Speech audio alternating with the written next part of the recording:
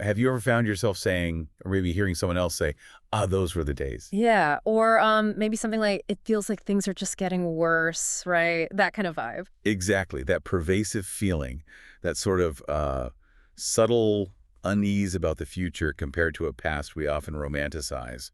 That's exactly what we're diving into today. Mm-hmm.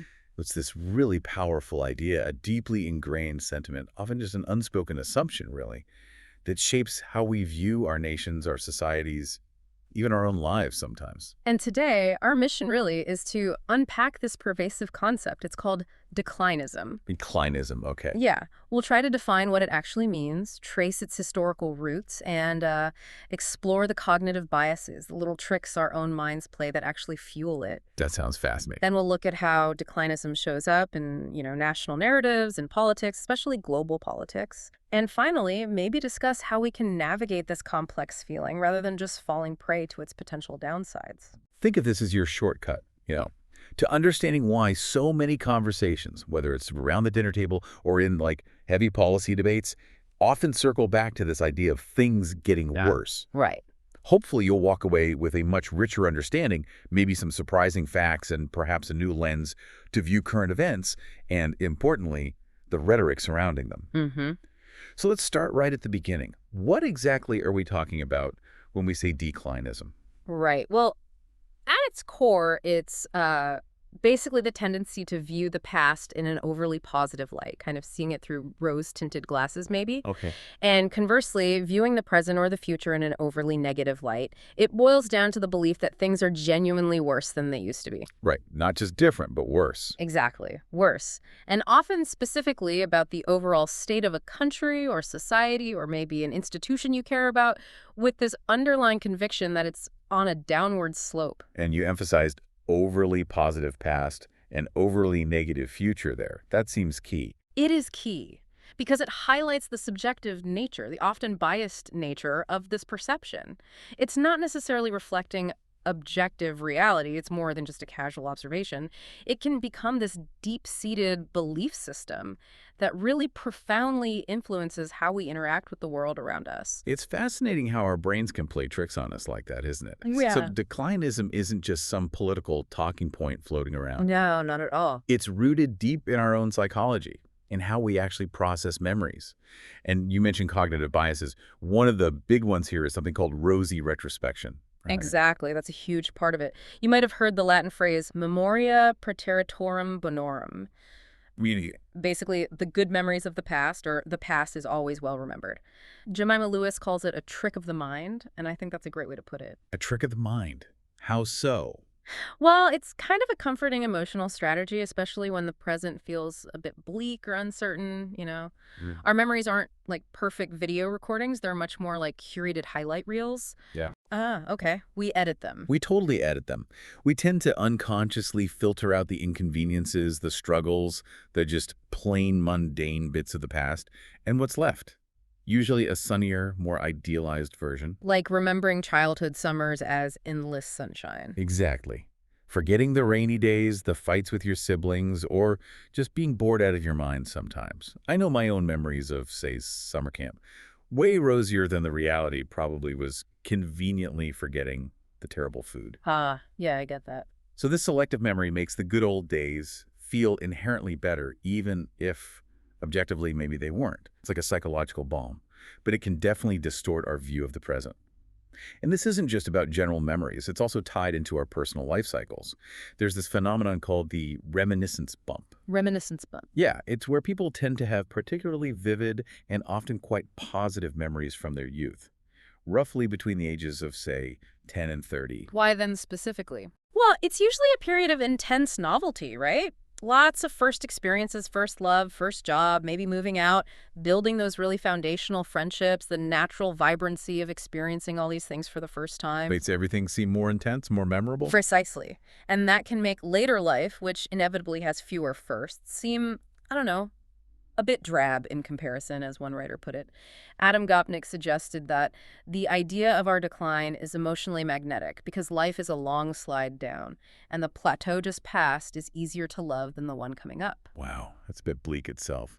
But it makes sense. You link your own youthful energy to the era itself. Exactly. It's a very natural human tendency to look back fondly on periods of peak personal vitality and maybe project that onto society as a whole. That's a really fascinating insight into how our memories can sort of sugarcoat the past. Yeah. But what about all the bad news? I mean, you turn on the TV, you scroll online, it feels like we're just bombarded with negative headlines. Surely that makes you think things are getting worse. Yeah. How do our brains juggle this like rosy past with a seemingly terrible present? Yeah, that's a great question. It's a fascinating duality, isn't it? And it really highlights how complex our cognitive landscape is. So, on one hand, you have research showing that older individuals often report fewer negative emotions day to day, and they do tend to recall positive memories more easily. That's sometimes called the positivity effect. Okay, so they feel generally okay. Right, personally. But, and this is the crucial part, when faced with present challenges, especially big societal ones, the sheer weight of emotionally negative events can override that personal positivity. How's that work? Think about it. A single major disaster, a significant economic downturn, a widely publicized crime wave. Mm-hmm. These things can feel all-consuming. They grab our attention, and they can disproportionately shape our overall outlook on society, even if our personal life is fine. It's like our brains are wired, maybe from an evolutionary standpoint, to pay way more attention to threats. Right, survival instinct. Exactly. And these contemporary negative events are perceived as threats to the stability and well-being of society as a whole.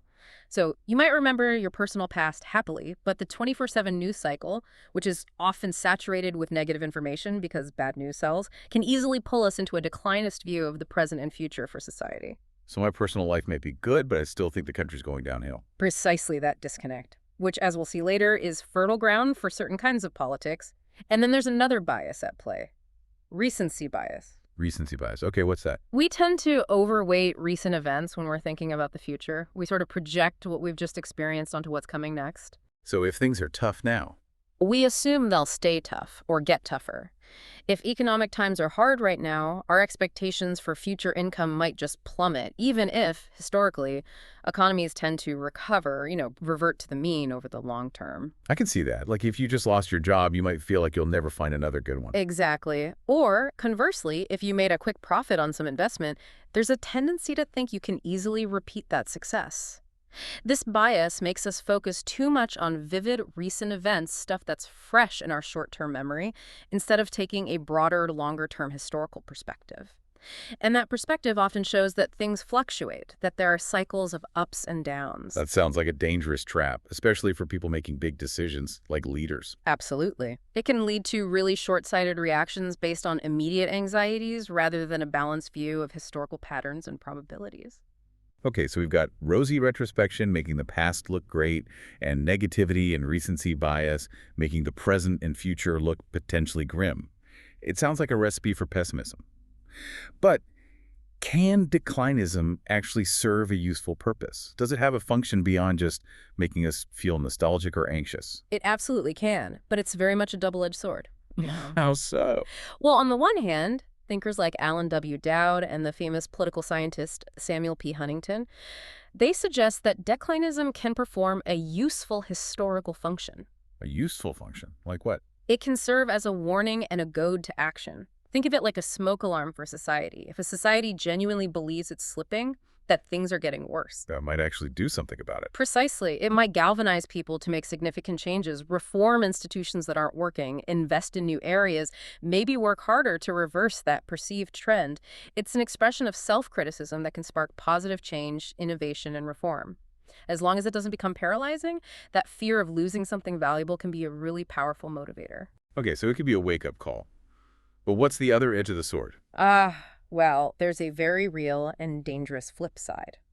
Joseph Jaffe, another scholar, warns that obsessively fretting about your possible decline can be a good way to produce it. Wow. So worrying about it can actually make it happen. Yeah, it's a bit like a self-fulfilling prophecy. Robert Kagan echoed this fear, worrying that nations might commit preemptive superpower suicide out of misplaced fear. Preemptive superpower suicide. That sounds dramatic. It is dramatic, but think about it. If a nation constantly focuses on its perceived weaknesses, on how it's supposedly declining, what might it do? It might withdraw from international engagement, maybe cut essential long-term investments in things like education or infrastructure because it feels it can't afford them, or it might just lose the very confidence, the national morale needed to tackle large-scale problems. So the narrative itself becomes toxic. Exactly. The narrative itself can become a self-fulfilling prophecy where the fear of decline leads to actions or inaction that actually hasten that very outcome. It's like dying of fright rather than the actual illness, metaphorically speaking. A superpower suicide born out of anxiety, not necessarily out of actual insurmountable weakness. So this fear of decline can actually create the very outcome it dreads. That's a powerful and, frankly, quite unsettling idea. And it sounds like certain leaders might be very aware of this vulnerability and maybe even quite adept at exploiting it. Indeed, that's a crucial point. Barbara McQuaid highlights how authoritarians, or leaders with authoritarian tendencies, often exploit declinism very effectively. How do they do that? They typically paint a bleak, often exaggerated picture of the future. They'll blame the current leadership, or maybe a specific outgroup, immigrants, elites, minorities, for all of society's problems. They sow disinformation, create a sense of crisis, urgency, and fear about this supposedly dire future. Setting the stage. Exactly. And then they position themselves as the singular savior, the only ones strong enough, decisive enough to fix it. They offer a return to a romanticized, often fictionalized traditional past. Back to the good old days. Precisely. It's a tactic that bypasses rational debate. It appeals directly to those deep-seated anxieties, that nostalgia for a supposedly better, simpler time. It's a very effective tool for mobilizing support around an us versus them mentality, promising a strong hand to fix a broken world. Okay, to really grasp declinism's profound impact, maybe we need to look back a bit, trace its own history. Where does this powerful idea actually come from? Right, understanding the history helps. The concept of national decline isn't new. You can trace it back pretty far. Probably the most famous early example, certainly in the Western tradition, is Edward Gibbon's monumental work, The History of the Decline and Fall of the Roman Empire. Published, late 18th century. Exactly, between 1776 and 1788. And Gibbon argued that Rome's collapse wasn't just, external barbarians battering down the gates. He argued it was also due to a gradual loss of civic virtue. Internal decay. Internal decay, yes. Citizens becoming, in his words, lazy, spoiled, relying on mercenaries for defense instead of participating themselves. He saw it as a stark warning for the Europe of his day. Reason, Enlightenment values, had to triumph over superstition and complacency to avoid a similar fate. So he set a precedent, framing decline as this internal, moral, social process. He really did. Gibbon's meticulous detail and that sweeping narrative established a whole genre, really.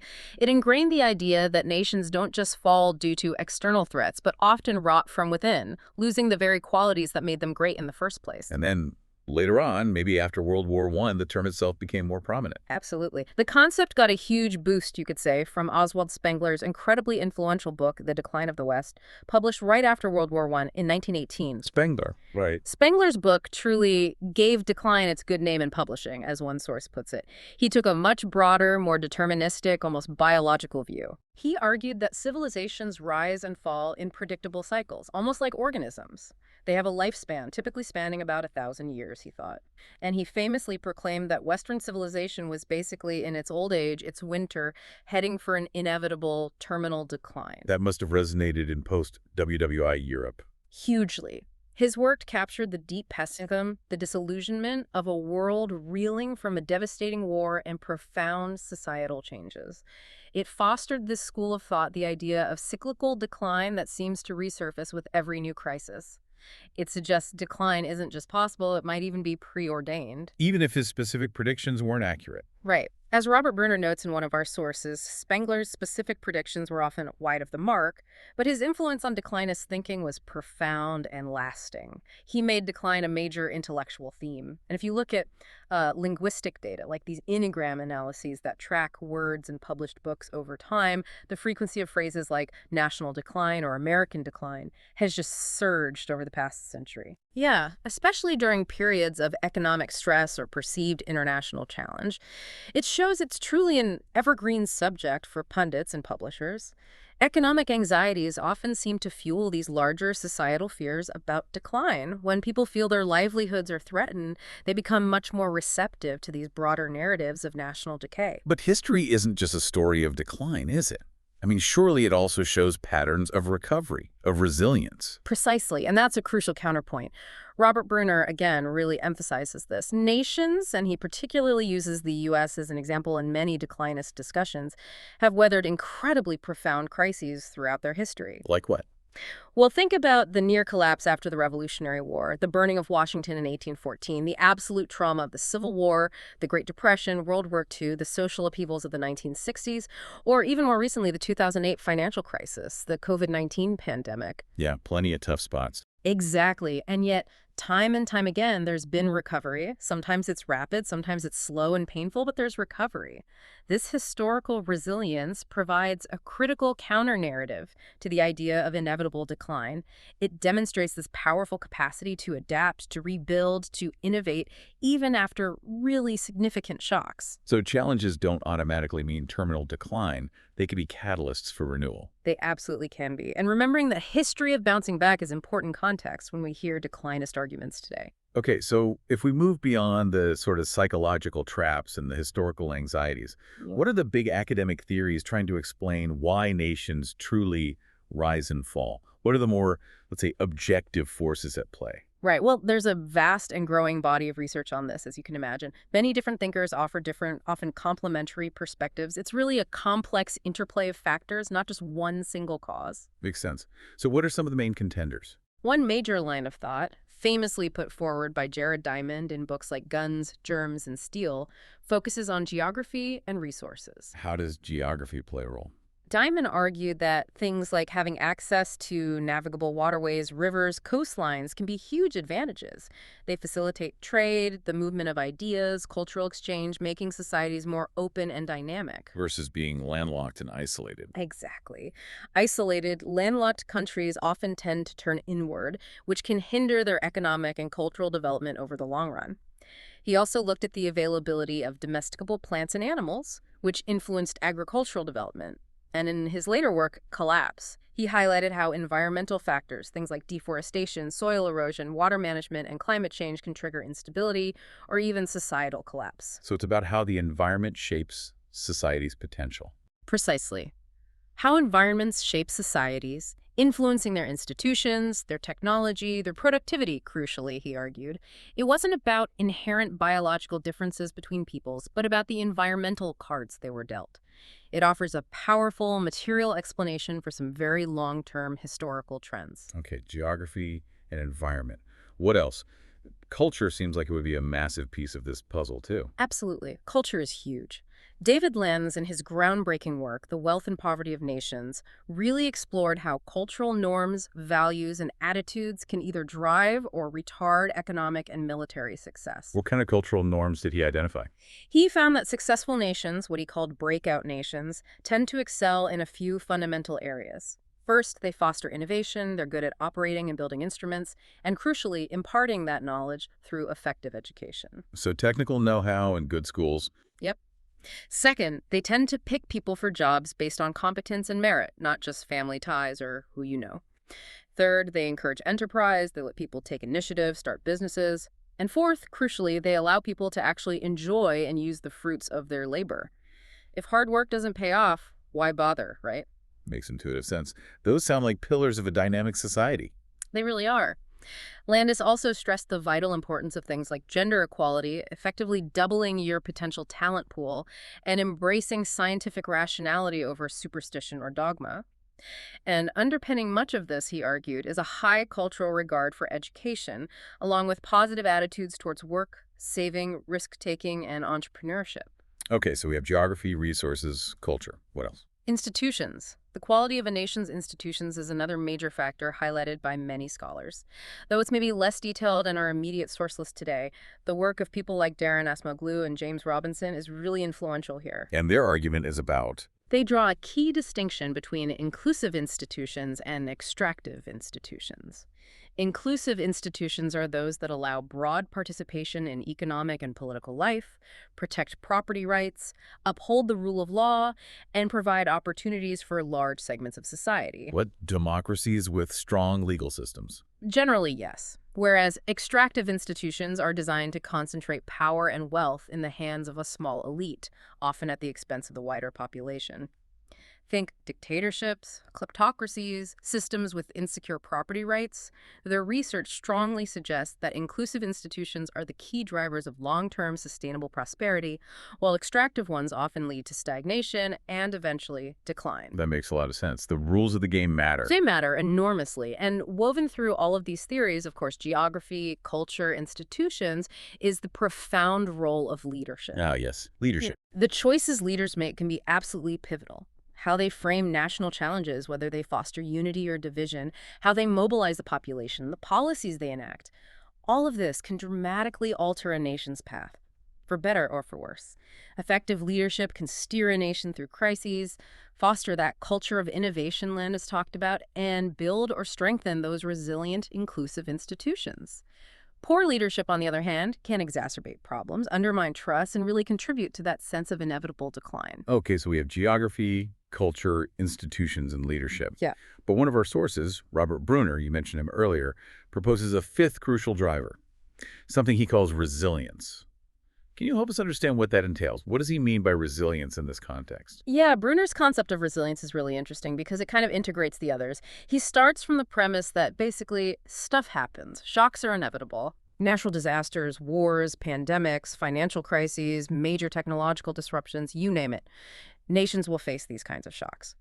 So for Bruner, resilience isn't just about trying to avoid risk entirely, because trying to eliminate all risk can be incredibly costly and make you rigid and unable to adapt. Right, you can't bubble wrap a whole country. Exactly. Oh. Instead, resilience is about prudently accepting risk, but doing so within a framework of robust institutions, a supportive culture, sufficient resources, and strong productivity that allows a nation to absorb those shocks without cracking under the pressure. It's about having the capacity to bend without breaking and then bounce back. So it's about adaptability and shock absorption. How does it connect to the other four drivers? Bruner argues that building resilience requires conscious effort across all four areas. First, resources and geography.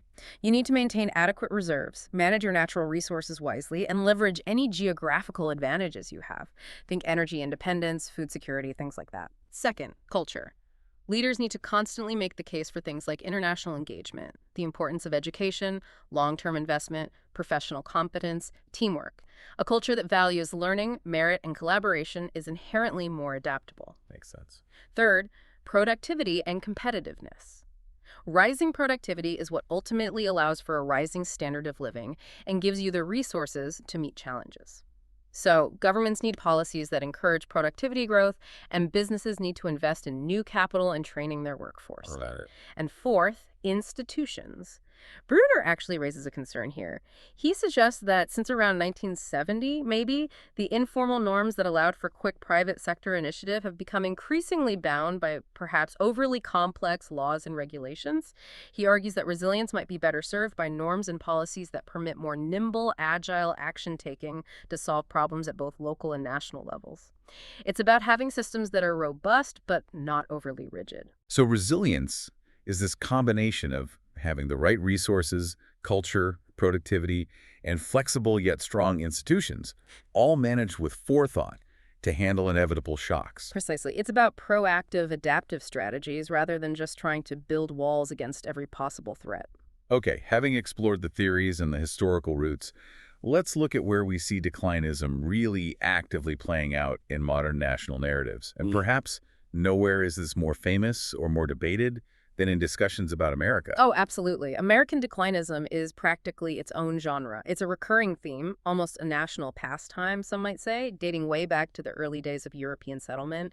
The Economist magazine even ran a piece calling it Declinism Resurgent not too long ago. So it's not a new thing at all. Not even slightly. It seems to be this deeply ingrained narrative within American political and social discourse, like a cyclical anxiety that just keeps reappearing whenever the country faces significant challenges. George Friedman and Michael Mandelbaum, in their work, actually identified distinct waves of American declinism. Waves, like historical periods. Yeah. They pinpointed the first wave kicking off with the Sputnik shock in 1957. Suddenly, there was this intense fear that America was falling behind the Soviet Union in science, technology, education. Right, the space race anxiety. Exactly. Then the Vietnam War brought a second wave, really challenging America's military might, its global standing, and even its moral authority. A third wave, they argue, was tied to President Jimmy Carter's famous Malaise speech and the simultaneous rise of Japan as a major economic competitor in the 1980s. The fear of being overtaken economically. Precisely. The fourth wave emerged more recently with the rapid economic ascendancy of China, signaling another potential shift in global economic power. And now, they suggest, we're arguably in a perceived fifth wave, driven by a whole cocktail of factors: political polarization, economic inequality, maybe a sense of diminished global influence. So it's this pattern of anxiety, often triggered by some external challenge or competitor, that makes America question its own position. That seems to be the pattern, yes.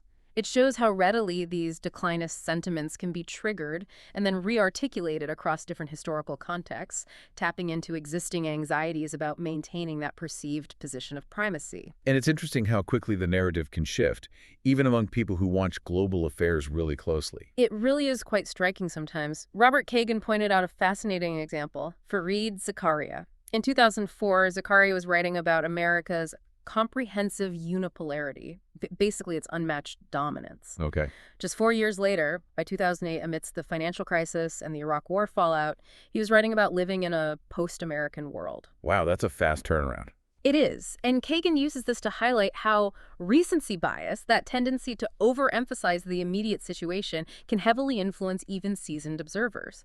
A perceived setback, the rise of a new power, can quickly flip the narrative from dominance to decline, even if many underlying structural strengths might still be there. And then, of course, in recent politics, Tom Engelhardt, a commentator, went so far as to call Donald Trump America's first declinist candidate for president. Why declinist? Well, Engelhardt argued that Trump effectively harnessed that pre-existing sentiment of a broken, declining America that needed fundamental repair.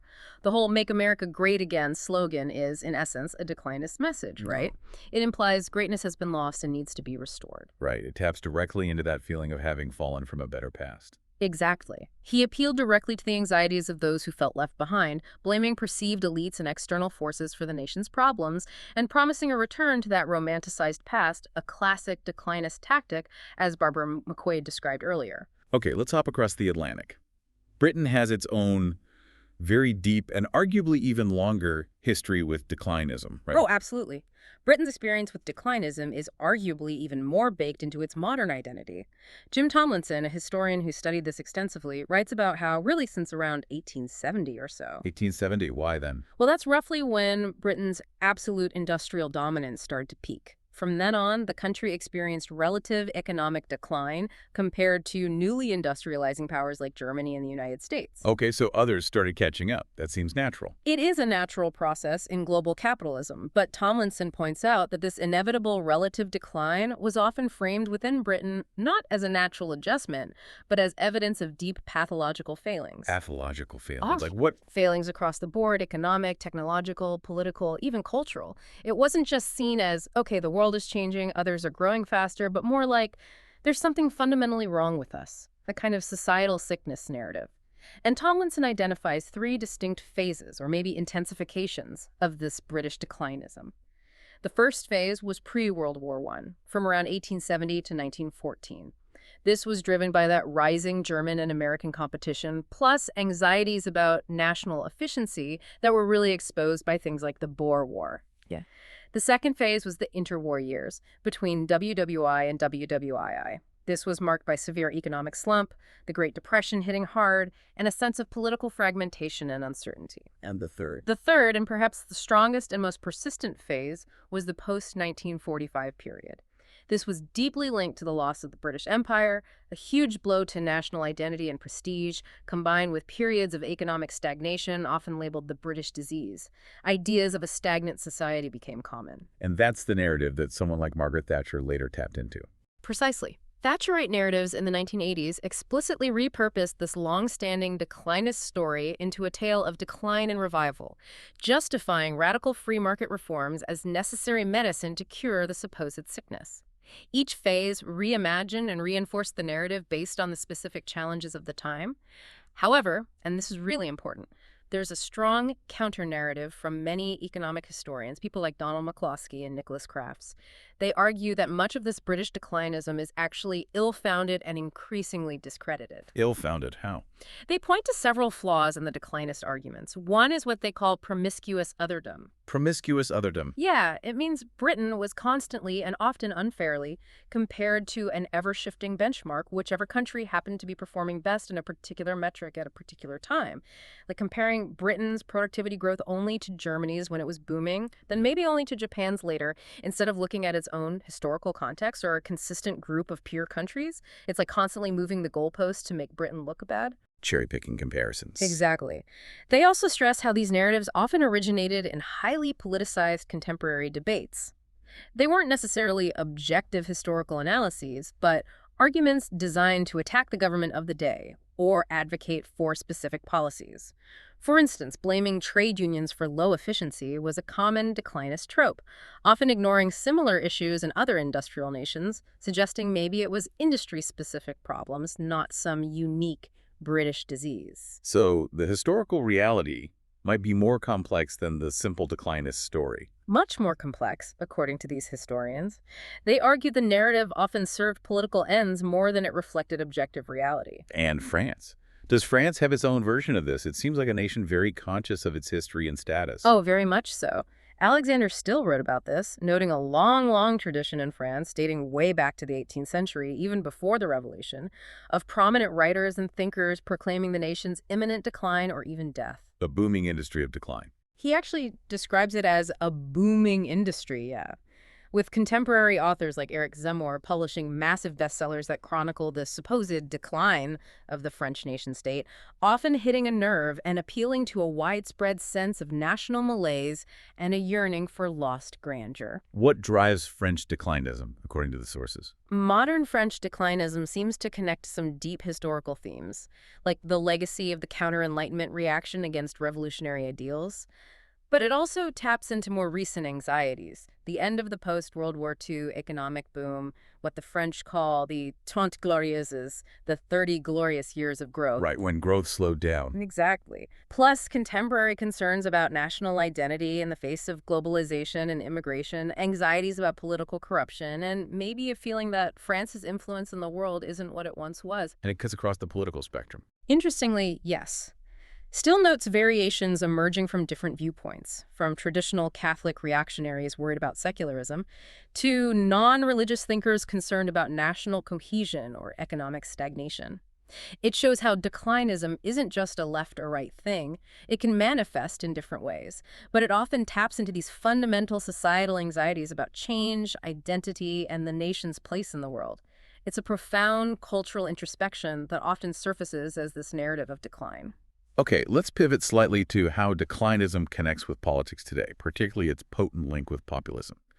This feels like where a general sentiment really transforms into a powerful political force. Yes, this connection is truly fascinating and frankly quite concerning in many ways. Mark Elkardis and other scholars define populism as fundamentally a thin ideology. Thin ideology, what does that mean? It means it doesn't have a fully fleshed out program like, say, socialism or liberalism. Instead, it can attach itself to various political beliefs, whether they're more left-wing or right-wing. But its core, its central feature, is always this divisive us versus them rhetoric. Us versus them, the people versus... Versus the corrupt elite. Populism always pits the supposedly pure people against a corrupt elite. Politicians, media, experts, maybe big business claiming this elite ignores the people's problems, is out of touch, maybe even morally bankrupt.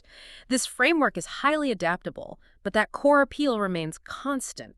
A powerful, often moralistic critique of the existing power structure. And how does declinism feed into that? Well, remember that disconnect we talked about earlier, where individuals often report high personal satisfaction and optimism for their own future. Right, I'm right. When we are not, exactly. They simultaneously hold this overwhelming pessimism about the future of their society. That societal pessimism, despite personal well-being, is incredibly fertile ground for populism. Because if you believe society is in decline but you feel okay personally, who do you blame for the societal problems? Not yourself. You blame the people in charge. The elite. Precisely. That societal pessimism translates very easily into blaming the establishment. A 2013 Belgian study, for instance, found that while 75–80% of young adults were optimistic about their own future, a staggering 70–90% expected societal decline in areas like pensions, benefits, and rising inequality. That gap creates an opening for populist leaders who say, see, the elites have failed you, society is crumbling, only I can fix it. So we're talking about more than just an anecdotal link here. There's actual research backing this up with hard data. Absolutely. Those studies in Belgium, for example, showed a very, very strong link between belief in societal decline and susceptibility to populist ideas. Like what kind of ideas? Well, among those who strongly believed their society was declining, almost 80% agreed that politicians should listen more to ordinary people instead of just doing what they want. Nearly 40% believed ordinary people actually understood society better than supposed experts did. A real distrust of expertise in the political class. A profound distrust. And perhaps most worryingly, almost half of the respondents who felt society was declining also felt a strong lack of political sovereignty, agreeing with statements like, voting is senseless because parties ignore voters' preferences anyway. This strongly suggests that feeling society is in decline directly fuels that blame the establishment mentality that populists expertly exploit, leveraging widespread frustration into political support. And then there's Kaylee Retberg's work on the socioeconomic declinism thesis. Socioeconomic declinism, what does that add? It tries to bridge the gap in understanding populism. Traditionally, explanations focused either purely on economic grievances, like job losses, or purely on cultural backlash, like anxiety about immigration or changing values. Retberg argues it's often a combination. Okay. Her research, using large-scale data from the European Social Survey, found a significant correlation. As people's feelings of socioeconomic decline increase, that's the key, the perception, so does their support for right-wing populist attitudes. So it's not just about objective income, but how people feel about their economic and social standing relative to the past or to others. Exactly. Her thesis moves beyond just objective markers like income or occupation. It focuses on subjective perceptions of well-being, cultural anxieties, and feelings of relative economic deprivation, feeling left behind economically and culturally. It's a more holistic view, acknowledging that populist attitudes often stem from this complex blend of social, cultural, and subjective economic factors. It's the feeling of decline that matters politically. It's really fascinating then to see how political leaders, especially presidents maybe, use this narrative, consciously or not, to shape their message. Can you give some historical examples from U.S. presidential rhetoric that show this playing out? Yeah, looking at U.S. presidential inaugural addresses over time provides a really interesting window into this. If you go back to John F. Kennedy's 1961 address, The "Ask not what your country can do for you" speech. that's the one. It was filled with this unwavering optimism, right? All about continuous progress, exploring stars, conquering deserts. Very forward-looking, confident, pre-declinist, you might say. Okay, fast forward a few decades. By Bill Clinton's first inaugural in 1993, the tone had shifted. He even referenced Kennedy, but the language he used was different. Words like renew, reborn, reinvent, rebuild. He felt compelled to observe explicitly that, quote, we have drifted, and that drifting has eroded our resources, fractured our economy, and shaken our confidence. So acknowledging a sense of decline, or at least drift, had already entered the mainstream. Definitely. The theme was there. Then, jump another 16 years to Barack Obama's first inaugural in 2009, in the midst of the financial crisis. He directly confronted what he called the nagging fear that America's decline is inevitable. He named it explicitly. He did. He called for choosing hope over fear and dedicating the nation to the task of remaking America. He addressed the crises facing the nation: war, a weakened economy, healthcare, schools quite analytically, but acknowledged that underlying sense of lost confidence and potential decline. And then we get to Donald Trump in 2017. Right. And his inaugural address, building on the Make America Great Again campaign slogan, was almost a masterclass in exploiting declinism. He took many of the same phenomena Obama described, economic hardship, crime, but dramatized them intensely. How so? He painted this picture of rusted-out factories like tombstones across the landscape, crime and gangs and drugs. But crucially, he framed it from the perspective of the suffering people, ready to assign blame. And he squarely blamed a small group in our nation's capital for reaping rewards, while ordinary people bore the costs. The populist us versus them again. Textbook populism. And then he presented himself implicitly as the singular solution. We will bring back our jobs. We will bring back our borders. We will bring back our wealth. And we will bring back your dreams. The subtext being he would do it for the people, restoring that lost greatness. This whole trajectory from Kennedy's optimism to Trump's explicit harnessing of declinist fears really shows how central this narrative has become in American political discourse. That comparison is stark. It really highlights the shift. Now, this brings us to a really thought-provoking critique, which is about how we even study decline. There's an argument out there that the way we analyze it can itself be biased. Yes, this is a fascinating perspective, particularly from feminist international relations theory. Clara Arukmanoff offers what she calls a gendered analysis of U.S. declinism. Gendered analysis. Yeah. How does gender play into theories of national decline? Arukmanoff argues that masculinism, which means privileging certain values, methodologies, and even imagery associated with traditional masculinity, often underpins the whole theory and discourse of decline. How does that work? It means that the way we even define and measure national power or decline often relies on traditionally masculine metrics, military strength, economic output, technological dominance. It privileges particular ways of being in and knowing the international system, ways that tend to reinforce existing gender hierarchies. Her approach shifts the question away from simply asking, is decline real, to asking, what do ideas about decline actually do politically and socially? So it's less about proving decline and more about understanding the effects of the discourse of decline. Exactly. She suggests that focusing solely on whether decline is objectively happening, often by arguing over statistics, misses the point. It misses how the very talk of decline creates certain political realities, shapes policy responses, and reinforces certain power structures. She even suggests that the obsessive drive to prove or disprove decline using hard facts can itself be seen as a sort of masculinist endeavor focused on establishing dominance through objective measurement. And Arukmanoff points out a methodological flaw here. Much mainstream international relations scholarship treats decline as something that can be objectively measured using these quantitative metrics, GDP growth, military spending, number of patents, Nobel Prizes, whatever. Right, the objective data points. But she argues this objectivist approach is problematic. It often leads to what she calls horse trading in statistics, where different sides just throw competing numbers at each other, rarely producing a definitive truth. More importantly, she argues, it fails to adequately engage with more structural and relational forms of power, things that aren't easily captured by simple numbers, but are crucial to understanding international dynamics. So the narrative of decline isn't just about economic numbers or military hardware. It can become deeply intertwined with these deeper ideas about national identity and even, as you said, gender. Precisely. Arukmanoff demonstrates how the narrative of U.S. decline is often explicitly or implicitly associated with the perceived feminization and emasculation of the U.S. Feminization and emasculation. How? She points to critiques, particularly leveled against figures like Barack Obama, portraying his presidency as too civilized and effeminate, lacking the necessary toughness or assertiveness on the world stage. This kind of rhetoric evokes a sense of lost male power and fuels calls for a remasculinization of American foreign policy and national identity. So decline gets linked to being soft or weak in a specifically gendered way. Exactly. And she highlights the pervasive sexual imagery used in declinist discourse, portraying the nation as impotent, sagging, losing control. These metaphors are powerful, even if often unconscious, linking national strength not just to tangible power, but through a particular kind of assertive, dominant masculinity. It implies that a more cooperative, diplomatic, or perhaps feminine approach inherently weakens the nation. And looking at Donald Trump's appeal through this lens becomes interesting.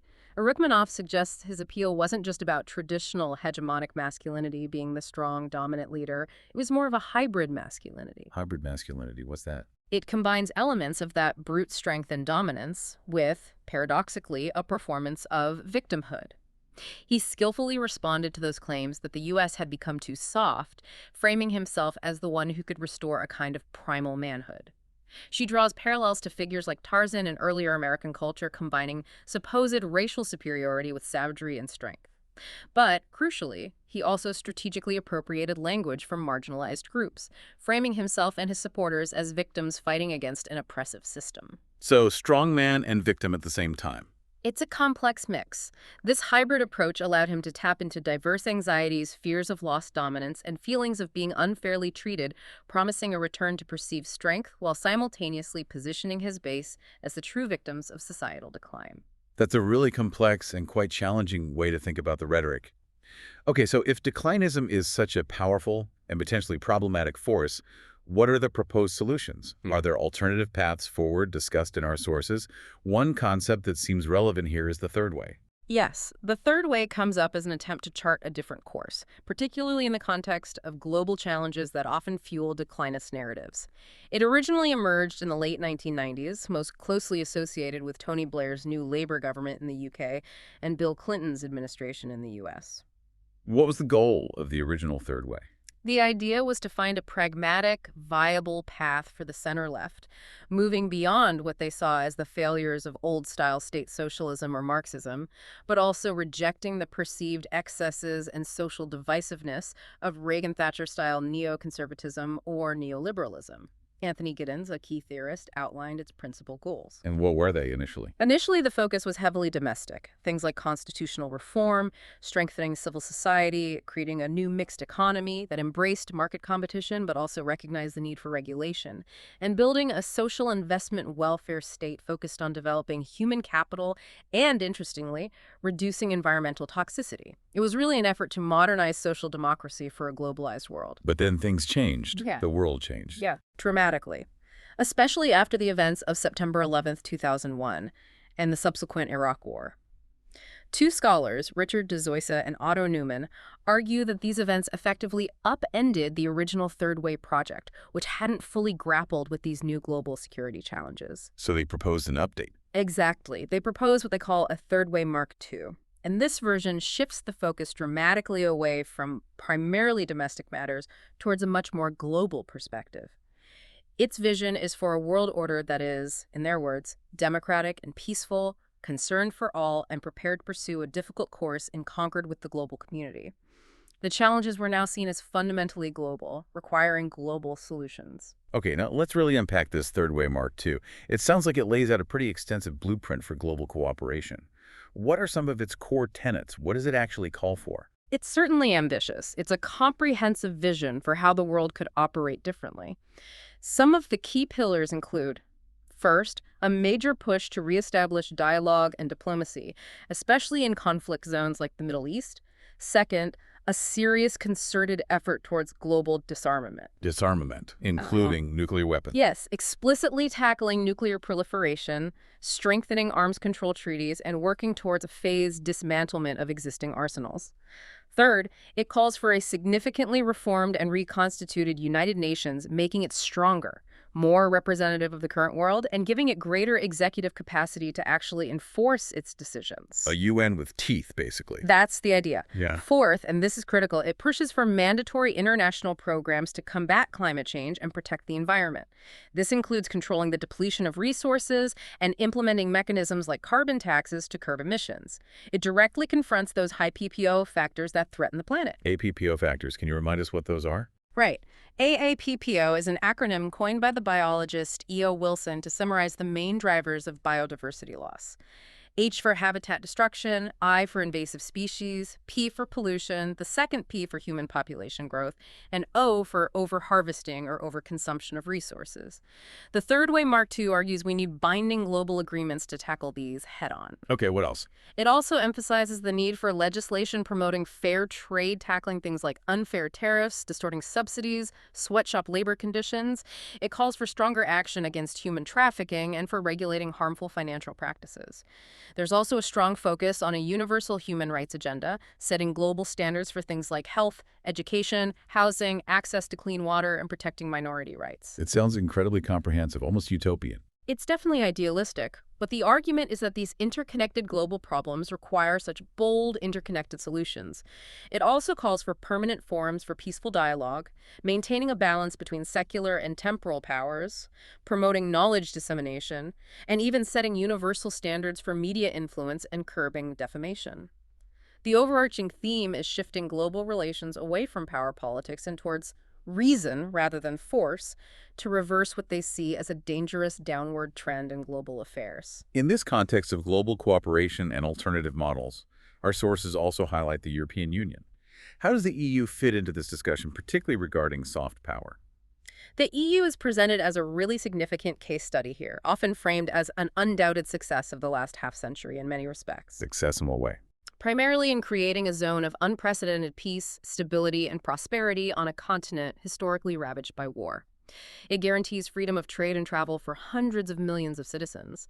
And its unique internal decision-making process, which involves remarkable levels of openness, mutual surveillance, and mutual interference in each other's domestic affairs, is seen by some as creating a novel political form, maybe a kind of hybrid post-imperial federation. And this creates influence beyond its borders. Absolutely. It generates a powerful Eurosphere of influence.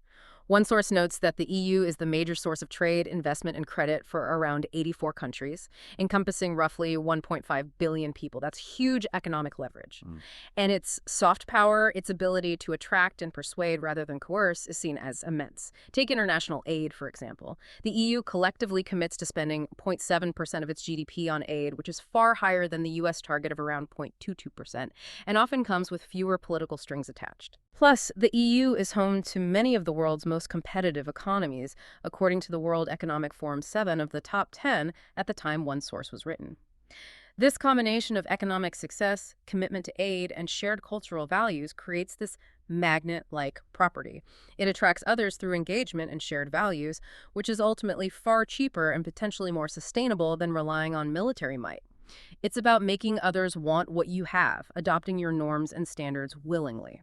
How does this contrast with, say, the U.S. approach, often seen as relying more on hard power? Well, the EU clearly lacks military force comparable to the US, and the sources acknowledge that the EU benefits relatively painlessly from the protection afforded by the US in maintaining global public goods, like secure sea lanes for oil transport. So it's not a direct military rival. No, but the argument presented is that European soft power acts as an important alternative and competitor to America's perceived over-reliance on hard military means. Some suggest that this soft power approach, using economic tools like offering market access or debt relief, might actually be a better long-term antidote to terrorism than military interventions, which often create collateral damage and can fuel anti-Western resentment. And notably, the EU has taken a significant lead in tackling climate change.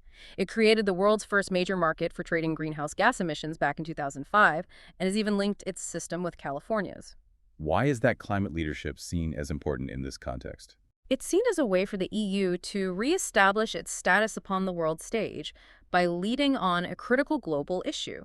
It demonstrates a proactive approach, uses its soft power to drive change, builds alliances, like with California, and strengthens both internal cohesion and transatlantic bonds around a common challenge.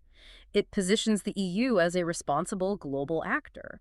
Of course, the scale of the challenges facing any global cooperative effort, like the Third Way or the EU model, is immense, particularly when you consider consumption patterns. How so? Well, one source starkly points out the disproportionate consumption of the U.S., for example. With about 300 million people at the time, it consumed roughly 4 times its normative share of global energy, 3 times more water per capita than the global average, and emitted about 5 times the average carbon dioxide per person. It's described bluntly as a hungry giant. That level of consumption must put a huge strain on global resources and the environment. Absolutely. It's a significant driver of environmental degradation and a major hurdle for achieving sustainable global development and equity. Addressing these consumption patterns, especially in wealthy nations, is crucial. And the potential economic costs of inaction, particularly on climate change, are staggering. Sir Nicholas Stern's landmark report warned that unchecked global warming could cost the world economies up to 20% of their gross domestic product, GDP, through damages from extreme weather, sea level rise, etc. 20% of global GDP, that's catastrophic. It is, but Stern also calculated that the cost of taking meaningful action now to avert the worst impacts would be far less, perhaps around a mere 1% of GDP annually. So it's actually cheaper to act than to not act. Dramatically cheaper in the long run. This provides a powerful economic argument for immediate, ambitious climate action, which is absolutely central to the Third Way Mark II's global agenda. It frames climate action not just as an environmental necessity, but as sound economic policy. And beyond the environmental threats, there are other pressing global dangers that demand cooperation. The specter of nuclear proliferation, for instance. One source highlights North Korea gate-crashing the nuclear club as bringing the global community closer to the dreaded apocalypse. And the existing international bodies struggle to deal with this. They often do. The UN Security Council, for example, passed unanimous resolutions against North Korea's nuclear program, but ultimately failed to prevent it. The sources argue the UN is often underfunded, its structures, like the Security Council veto, can be unrepresentative or paralyzing, and it struggles to effectively enforce sanctions or agreements. This just underscores that urgent need for a reconstituted United Nations with stronger executive capacity and the resources needed to actually tackle these existential threats, rather than offering, as one source puts it, mostly rhetoric rather than action. Okay, this paints a picture of huge global challenges. Climate, inequality, consumption, security threats that can easily fuel feelings of declinism and pessimism. So if we agree we can't just ignore these problems and we shouldn't just succumb to paralyzing pessimism, what is the constructive path forward? How do we actively deal with declinism and maybe restore a sense of collective purpose? That's the crucial question, isn't it? The only really viable road forward, as Mark Elkardis argues in the context of populism, is to fully recognize all those challenges. Don't downplay them. Don't pretend they don't exist. Face them head on. Exactly. But, and this is key, frame them not as indicators of some inevitable, irreversible decline, but as serious problems that can be overcome through collective action and smart policies. So acknowledge the problem, but maintain agency. Precisely. It's fundamentally about restoring trust in collective action and politics, rebuilding the belief that we, collectively, can actually meet these challenges effectively. And that requires more than just wishful thinking. It needs a hard-nosed, realistic assessment of the problems, a convincing analysis of the root causes, and, crucially, a mobilizing vision. A mobilizing vision. Yeah, a vision for the future that resonates with people's core values and clearly shows them how the proposed solutions are consistent with the kind of lives they want to live, the kind of society they want to be part of. It has to be a vision that people can believe in and get behind. It's about moving from that passive observation of perceived decline to fostering a sense of active collective agency, demonstrating that effective solutions really are possible. And this means consciously moving beyond simply blaming the establishment, which, as we saw, is the populist playbook. Blaming might feel good, but it doesn't solve problems. Right. You need to offer solutions, not just criticism. Exactly. It's about offering a credible, positive path forward, demonstrating how proposed solutions align with widely held values, fairness, security, opportunity, sustainability, and showing why these solutions are likely to lead to better lives for people. Countering the negativity of declinism and the cynicism of populism isn't just about debunking false claims. It's about building a compelling, hopeful, alternative narrative that's rooted in shared purpose and achievable goals, ultimately rebuilding that essential public trust. And specifically for a nation like the U.S., which features so prominently in all these declinist discussions, what are some of the concrete actions suggested by our sources that could help chart a new, more cooperative course? Well, De Zoysa and Newman, in outlining their third waymark 2, suggest some specific steps the U.S. in particular could take to, as they put it, abandon militant unilateralism and re-engage constructively with the global community. What kind of steps? Firstly, regarding climate change, they argue the U.S. needs to adhere to the spirit of international agreements like the Kyoto Protocol or its successors, implementing domestic measures like stricter emissions controls, promoting fuel conservation, maybe considering carbon taxes, basically getting serious about its own contribution to the problem. Okay.